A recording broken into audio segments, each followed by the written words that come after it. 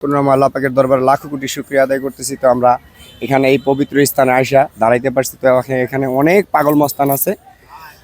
একজনের একটা উদ্দেশ্য থাকে, তো আমরা মাজার পন্থী অনেকে বলে, কিন্তু এখন বর্তমানে মাজার পন্থীরা কোনো মেয়ের, কোনো নারীর উপরে কোনো চাহিদা থাকে না। যারা পাগল মাস্তান তাদের নারীর উপরে কোনো চাহিদা থাকে না। আর এখন বর্তমানে ভিডিও ঠিক মতো করবা, কিন্তু একটুও কাটবা না। এই আর এখন বর্তমানে আমরা যাদের কাছে শিক্ষা নিমু, এখন তারাই মনে করেন যে অবৈধ হয়ে যাচ্ছে।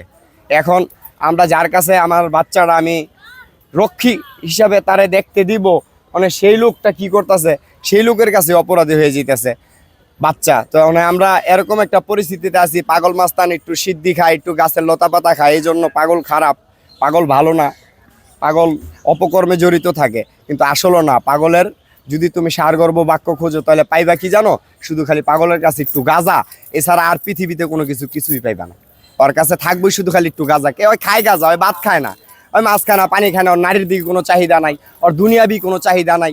আচ্ছা, এখন আমি তো মানুষ, আমি তো তোমার মতোই মানুষ। তুমি নাইলে প্যান্ট শার্ট পরছো, আমি নাইলে প্যান্ট শার্ট পরি না, কাপড় পরে দাঁড়ায় রয়েছি, হাতে চুরি পরছি, নাকে নলক লাগাইছি।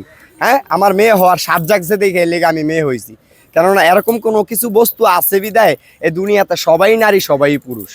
এই দুনিয়াতে সবাই নারী সবাই পুরুষ। বাবা আদম থেকে মা হাওয়া পর্যন্তই তো শেষ, নাকি ইচ্ছে উপরে আর কেউ আছে? মানুষের সৃষ্টি এই পর্যন্তই, বাবা আদম মা হাওয়া এই পর্যন্তই শেষ। তো এখন আমরা এরকম একটা, কিন্তু জালেমের জুলুম কখনোই থাকবো না, আল্লাহ রাখবো না। জালেমের জুলুম আল্লাহ কোনো সময় রাখতো না। এটা প্রকাশ হইতেছে যে এই যে ইমাম, তার নামটা কি জানি, একটা লোক এখন বর্তমানে কোরআনের দাওয়াত দিতেছে। এটা কারো কাছে ভালো লাগতেছে না। কোরআনের দাওয়াত কেউ তো গ্রহণ করে না, কোরআনের দাওয়াত কেউ গ্রহণ করবো না।